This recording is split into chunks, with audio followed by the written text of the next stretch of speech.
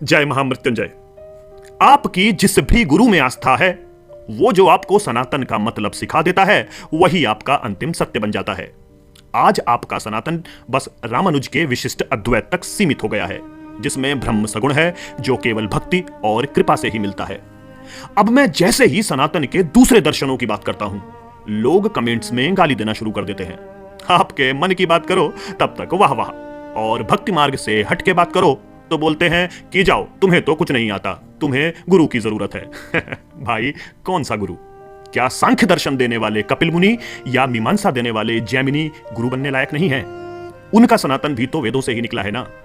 वो तो कहते हैं संसार चलाने के लिए ईश्वर की आवश्यकता ही नहीं है। बौद्ध और जैन को भले ही आप अलग धर्म मानो, पर उन्होंने पुनर्जन्म या संसार या मोक्ष का आइडिया वेद उपनिषद से ही लिया ना। वरना वो मुसलमानों की तरह जन्नत की हूरों की बात भी कर सकते थे, पर ईश्वर को तो उन्होंने भी नहीं माना। देखिए, अगर कोई भी गुरु ये बोले कि उसका बताया रास्ता ही अंतिम सत्य है, तो वो एक नंबर का झूठा है। अरे सत्य तो यूनिवर्सल ही होगा ना, एक ही होगा। पर आदि शंकर, जैमिनी, चार्वाक, बुद्ध, महावीर, कपिल, रामानुज, माधवाचार्य सब अपना पूरा जीवन लगाने पर भी एक ही सत्य तक तो नहीं पहुंचे। अब जरा ध्यान से सुनना।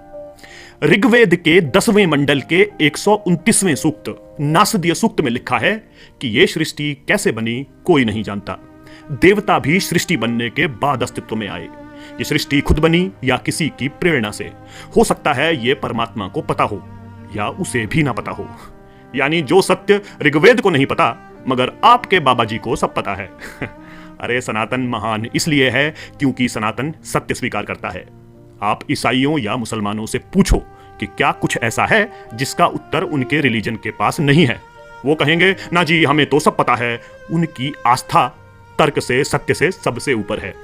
देखिए, पहले गुरुकुल में सब स्मृति से होता था, इसीलिए गुरु का महत्व था।